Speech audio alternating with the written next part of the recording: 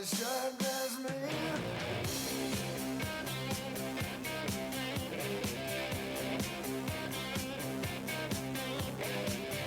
No watch, diamond ring, I ain't missing not a single thing. Cufflinks, stick pin, when I step out I'm gonna do you in. They come running just as fast as they can. 'Cause every girl crazy about a shirt-dressed man.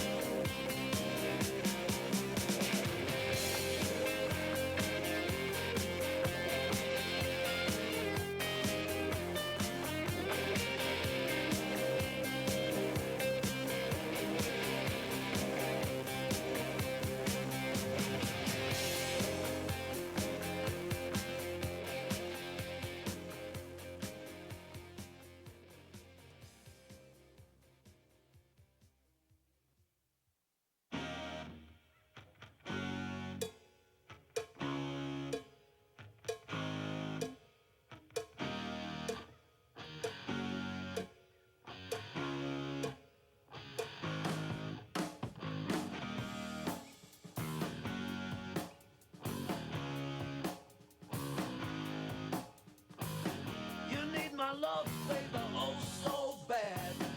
You're not the only one I've ever had. And if I say I wanna set you free, don't you know you'll be in misery? They call me Dr. Love. They call me Dr. Love. I've got the cure you're thinking of.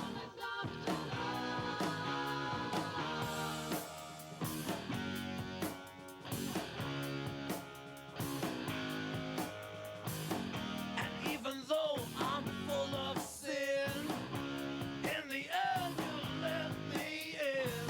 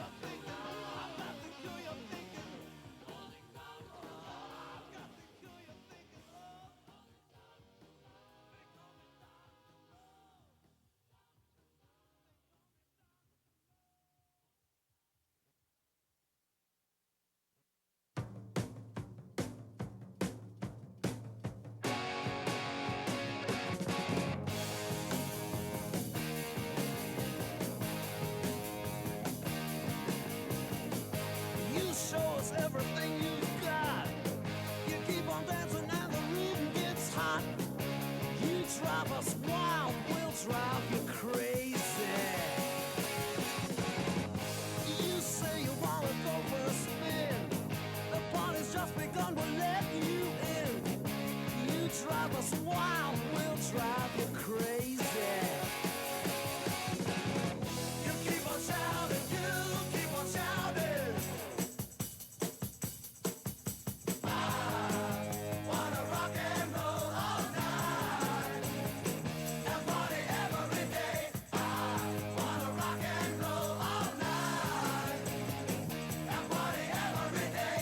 I wanna rock and roll all night and party every day. I wanna rock and roll all night and party every day. You keep on saying you'll be mine for a while. You're looking fancy and I like your style.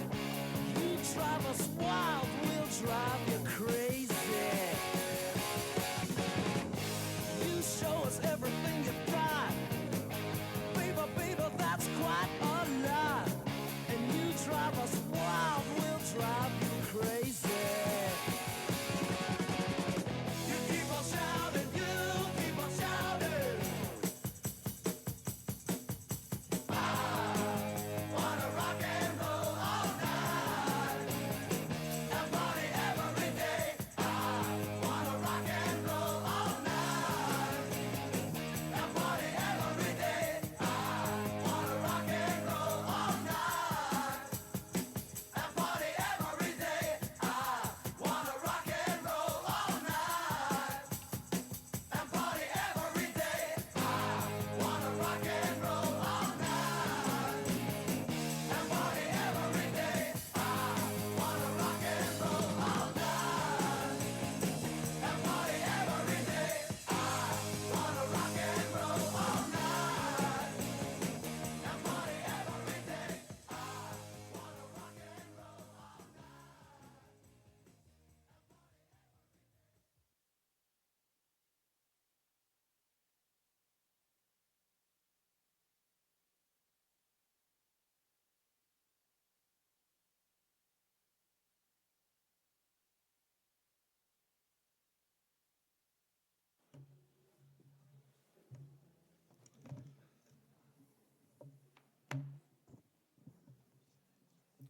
Well, good evening to you.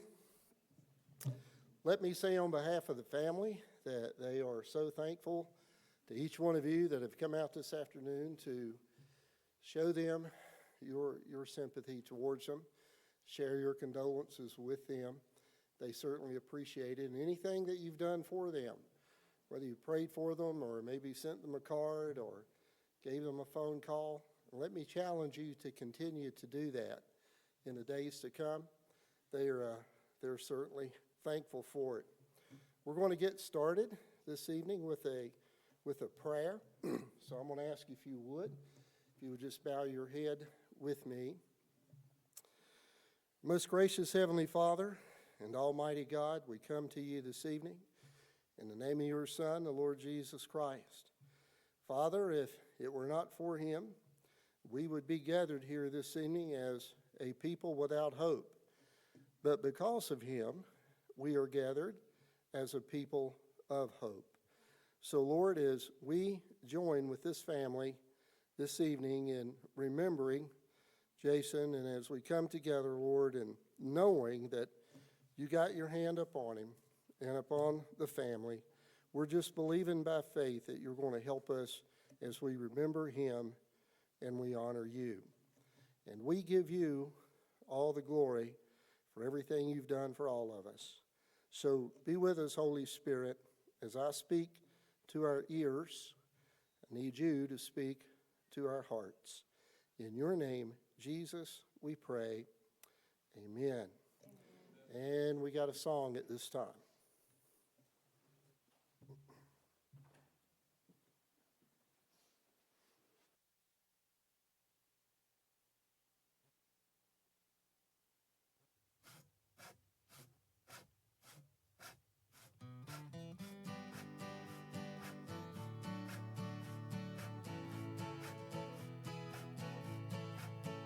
There's a beauty in the river, there's a beauty in the stream, there's a beauty in the forest at night when the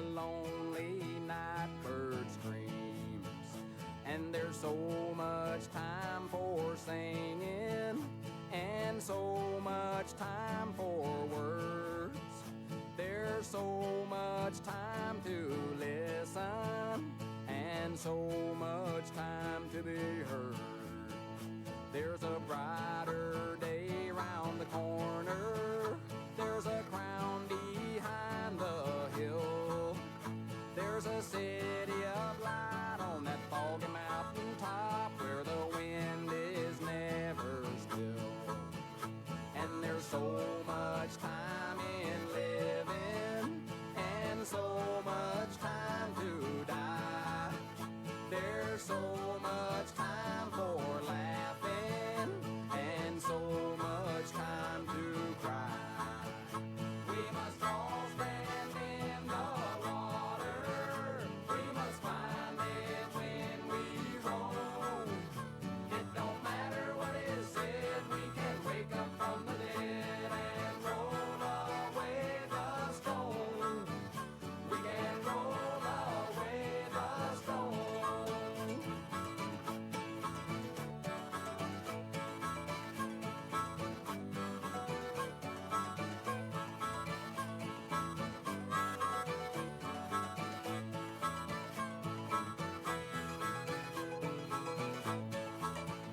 There's a truth in the eyes of my woman that no mortal ever knew. She lights my way like the coming of the day when the sun shines on the dew. And there's so much time for singing and so much time for words.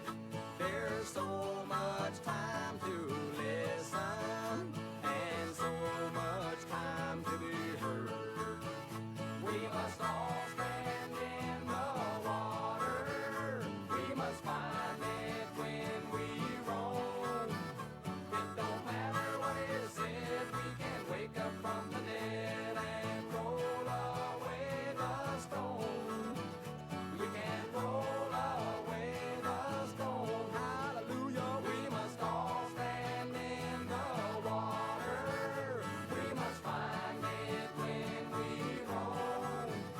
It don't matter what is said, we can wake up from the dead and roll away the stone. We can roll away the stone. Lord, Lord, we must all stand in the water. We must find it when we roll. It don't matter what is said, we can wake up from the dead and roll away the stone. We can roll away the stone.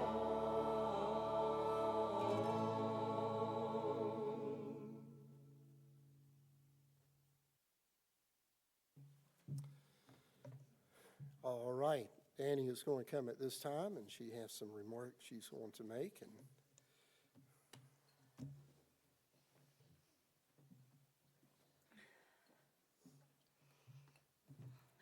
Hello, everybody. Thank you so much for coming. I'm Danny.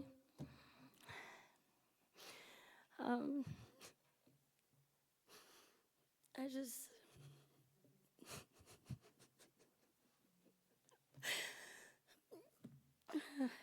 thank you, everybody, so much for the roles that you played in my dad's life. Thank you all for being here today. I know that Dad would just want us to celebrate his life. And it was a shock to everybody. He was very young. And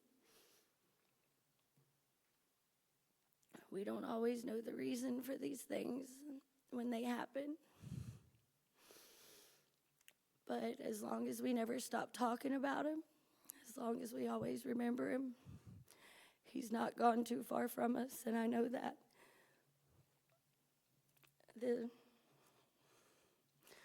I know the past, since he's moved in his house, and the past 6 years has been some of the happiest times of his life, and he found a really good group of friends, and I appreciate every single one of y'all. And thank you all again for being here.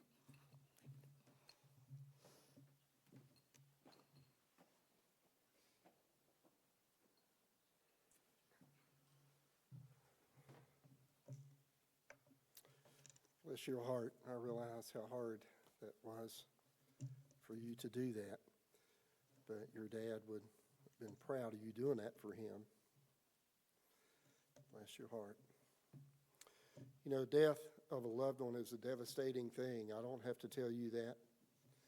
That's something we all know. We've all experienced it at one time or another in our lives with our loved ones.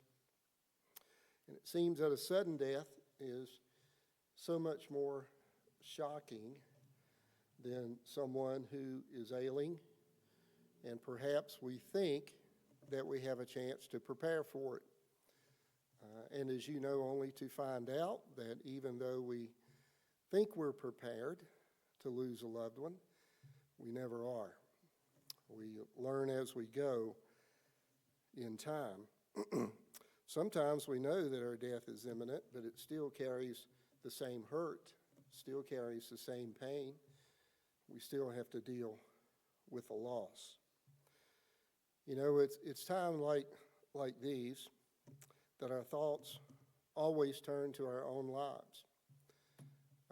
As long as I've been in the ministry, I'm yet to do a funeral in which I don't think about my own mortality. And I know also that those who attend and those who come, it's hard not to think about our own life because we're forced to do that. When I came in the funeral home this evening and met the funeral director, and he and I are friends, unfortunately, we go way back and doing funerals together, and we just simply ask, well, how are you doing? And my answer is always the same. Considering I'm at a funeral home and I'm not the one the service is about, I'm doing pretty good. But it's always something we think about. You know, we hear all the time that death is just a part of life. And we tell ourselves that because it's easier to deal with. When we're young and we're in the prime of our life and when we're healthy and everything's going good for us, death is not something that we plan on. It's not something that we think about. In fact, we try to avoid it as much as possible, and that's only natural that we do that. But we try to bring comfort somehow in being able to deal with it. You know, Michael Landon, young folks probably don't know him. You can Google him. But Michael Landon was little Joe Cartwright on Bonanza. And Highway to Heaven, he played an angel, and Little House on the Prairie, so he's all stuck in there. But what I remember about Michael is when he passed away, he gave an interview to People magazine. And the reporter, the journalist that did the interview with him, he had been diagnosed with a form of cancer that they knew was terminal, and they knew he wasn't going to live long. And he granted an interview to this journalist. And I remember reading about the fact that she had asked him, she said, Michael, now that you know you're getting ready to pass, your death is pretty much going to happen, what is it that you would tell the rest of us who are living, who are going to live on, what is it you would share with us that maybe we could gain some wisdom maybe from these last words? And Michael Landon told her, he said, I think that children should be told as soon as they're old enough to understand that life is a dying process. And we don't like to do that. We don't like to think about it in that sense, but that's what it is. There was an old sitcom years ago, one of the first semi-reality shows that ever was. It was about a family that ran a funeral home, and the name of it was called 6 Foot Under. And I remember that one of the characters in that show, the family that they were doing the service for, it was a little girl that went to him, And she called him by name, and she said, "Why do people have to die?" And he said to her, "So the rest of us will know how important life is." Now that's a noble answer. It's very noble. But that's not why people have to die. The Bible's clear on why people have to die. I don't know how you feel about the Bible. I believe it. If I didn't believe that the Bible was true, I wouldn't be here wasting my time. There would be somebody else here to speak, but I've come to find out that it is true, and I do believe it's true. And the Bible tells us that death came upon the human race at the very outstart in the Garden of Eden with the first two human beings that were ever created. And they were created as perfect people, and they lived in a perfect world, and they were servants of a perfect God, and everything was, in my Ivanhoe vernacular, hunky-dory, is about how it was in that garden. But everything changed when the devil came into there, and he convinced the lady that the tree they weren't supposed to eat from contained knowledge that they really needed to know. And the reason God didn't want them to know that knowledge is because then they would be equal with God. They would know what God knows, and he didn't want that to happen. And long story short, he talked them into eating the fruit. And then after they ate the fruit, they realized what he said was going to happen because he had told them, the day you eat that fruit, you'll die. They had no idea what death was. They had never seen death. It had never happened around them. They didn't know what it was. But after they ate that fruit, spiritually, they died, but physically they didn't that day. But I guarantee you, the day that Abel didn't come home for supper, and Eve said, "Where's your brother?" Cain said, "I have no idea. I'm not his keeper." That's what he told God. I guarantee you, when she found her dead son, she realized that what God had told them had come to pass. And people die today because of what happened that day. Now, you and I may go back and say, well, it's not fair that we should have to die because those two people disobeyed God. Well, God has made a way that we don't have to die spiritually, but physically it's going to happen because it's punishment for sin. Sin is just simply going against what God says not to do.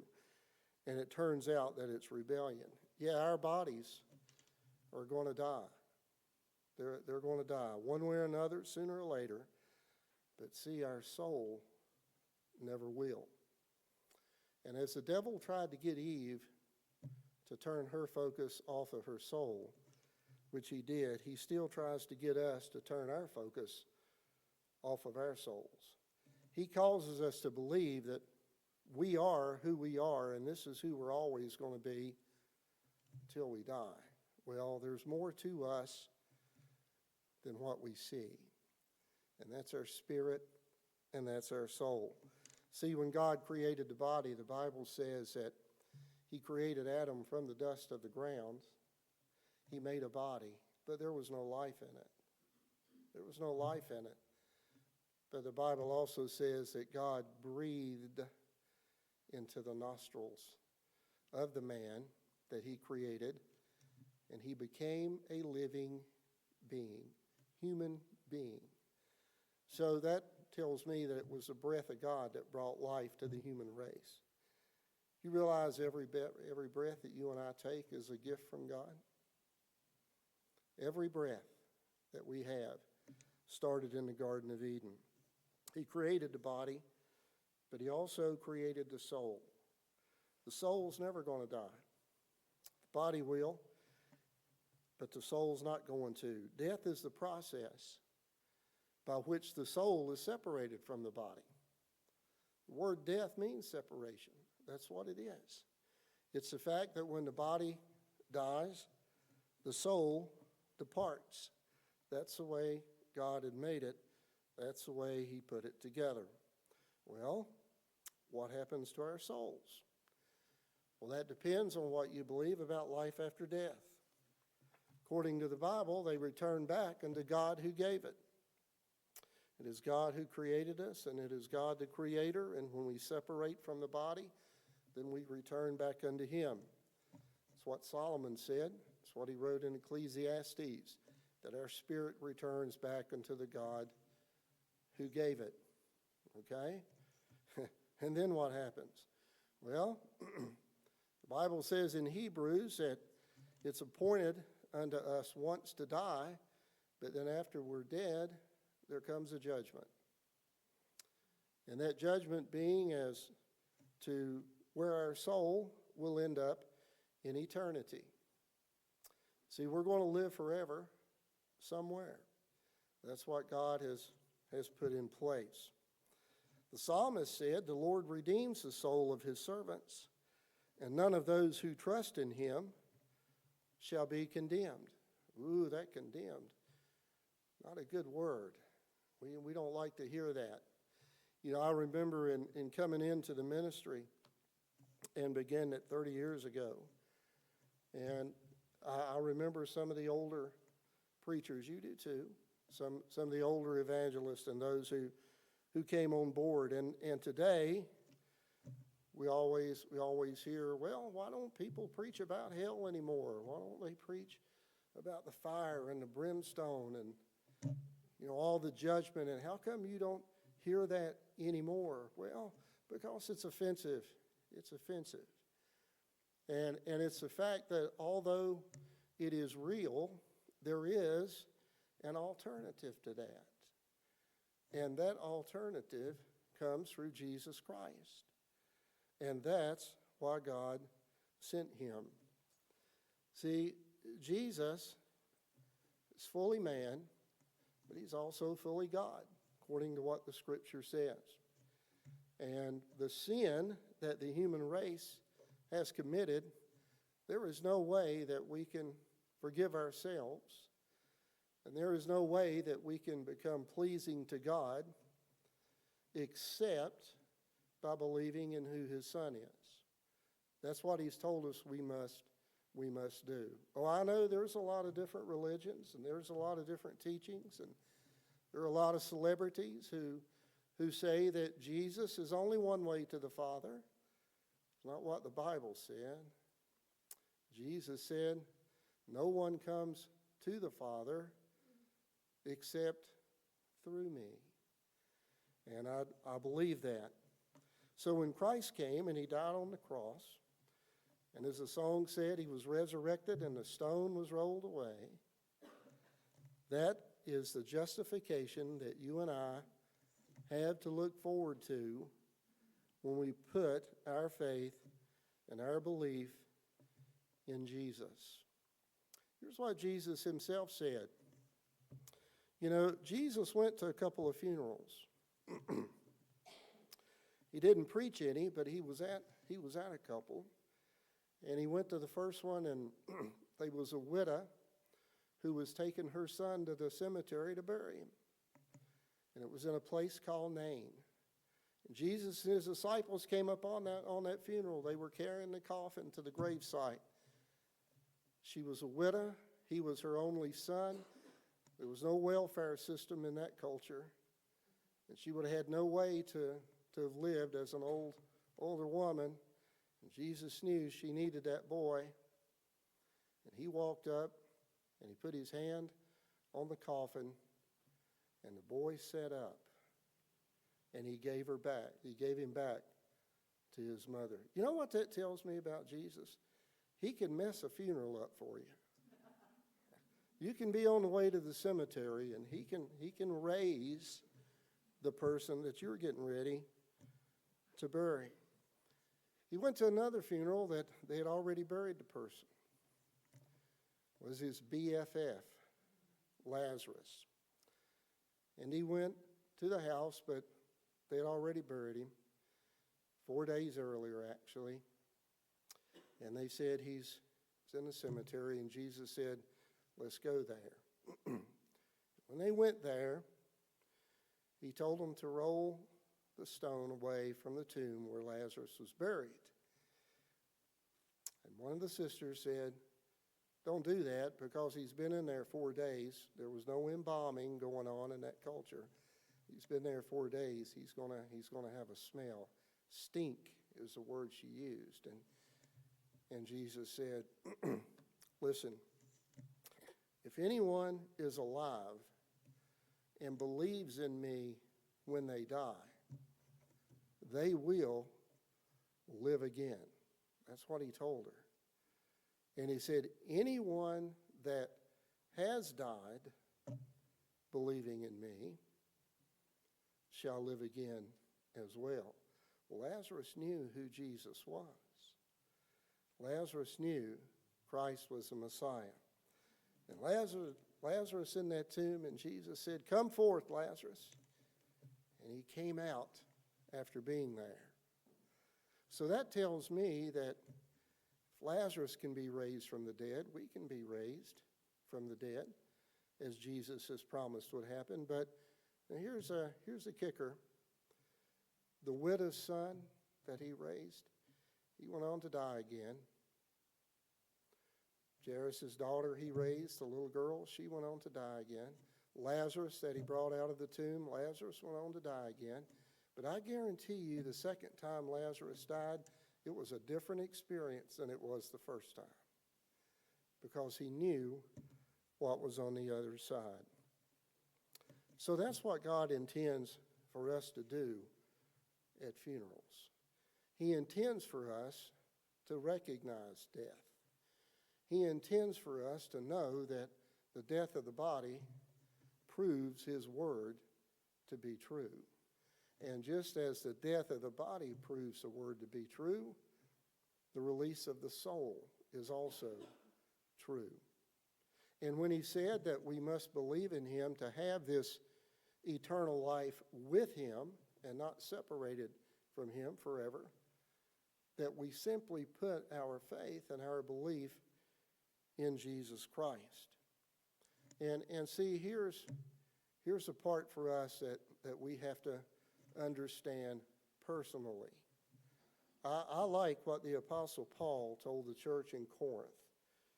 Now, he founded that church, and he had to write some letters back to that church because they had got off track. A lot of the things they were doing, a lot of the things that they were thinking. It's a human thing. But in his second letter to them, or his first letter to them, he said this in the second chapter of that letter. For what man knows the things of a man except the spirit of the man which is in him? And even so, no one knows the things of God except the Spirit of God. Well, what does that say to me? That says to me, you don't know if I have a relationship with Christ or not. And I don't know if you have a relationship with Christ or not. But guess who does know? It is God who gave the Spirit, and it is God who receives the Spirit, and it is God who gave Christ, and it is God who gave us the message, and it is God who gave us the gospel, and it is God who raised Jesus from the dead, and it was Jesus who said if we die believing in him, we will be raised from the dead and live eternally. So Paul says it's a personal thing with each one's heart. That's the good thing about God. See, he looks at our hearts, and he doesn't look at our outward appearances. There was an old bishop in the IPHC when I first became a minister, and we were in a training session, and he said one time, you know, if people could read our minds, wouldn't none of us have any friends? Well, there's probably a lot of truth in that. There may not be, but there probably is. But you know, if we could read people's hearts, we may be very surprised at what we find in the hearts. And if people could read our hearts, they might be very surprised at what they would find in our hearts. But I know that Jason knew about Jesus. I knew he had a mom that prayed with him. I knew he had a mom that taught him. And I knew that he knew who Jesus was. And now we know who Jesus is. And now we know what we have to do in order that we might have that eternal life. So funerals cause us to grieve. Funerals cause us to face our own mortality. It's sort of like we're pushed right up on the edge of the Grand Canyon, as deep as it is. We're pushed right up to the edge of that big crevice in the earth. We're pushed right up against that, and we're forced to look over into it. And we do everything we can do sometimes to try to keep from stepping over into it. But Christ has made a way that death doesn't have to be feared. Oh, yeah, it will always be respected. I heard an evangelist say one time, I'm not afraid to die, but now getting dead concerns me. So I think we could all probably say that in a sense. But as we go, as we leave this place, please remember this family. Please keep them in your prayers, because I know we've been in situations, and you have too, that you're just wanting that preacher to get done because you're numb and you're wanting to get this nightmare over with. But remember them, and remember these things that I've said to you in regards to the scripture, because listen, it's real. Life is real. Death is real. Judgment is real. Eternal life is real. And Jesus is real. Let's pray. Father God, we commit this family into your care here this evening. You know their hearts. You know Jason's heart. You saw this day, the day you brought him into the world. You saw it. Nothing surprises you. You're the all-knowing God. You know the end of things before the beginning. You know our days. As the psalmist has said, teach us to number our days, Lord. And we know that what he meant by that is simply make everyone count. So, Lord, as I pray for this family and these friends and those who are here, we thank you, as I said at the outstart, that we can leave here today in the hope that you give us through your Son, Jesus Christ, and that cross. And that if we will just, as the Apostle Paul said, in our own spirit, search our own hearts and look unto you, that you will hear us, and you will see us, and you will hear our prayers, and you will answer our prayers, because you love us, and you prove that by way of the cross. So, Lord, I just pray that if there are those who maybe haven't given a second thought to their death, or maybe to life after death, Holy Spirit, I know that you can bring that about much better than I can. So I just trust you. Just as you brought me to the knowledge of Christ, you can bring them to the knowledge of Christ. And we'll give you the thanks, and all the praise will be yours on that day. In your name, Jesus, we pray. Amen.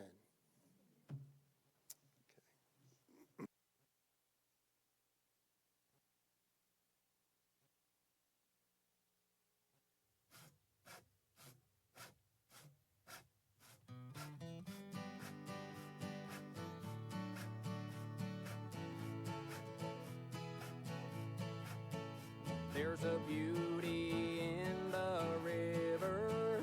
There's a beauty in the stream.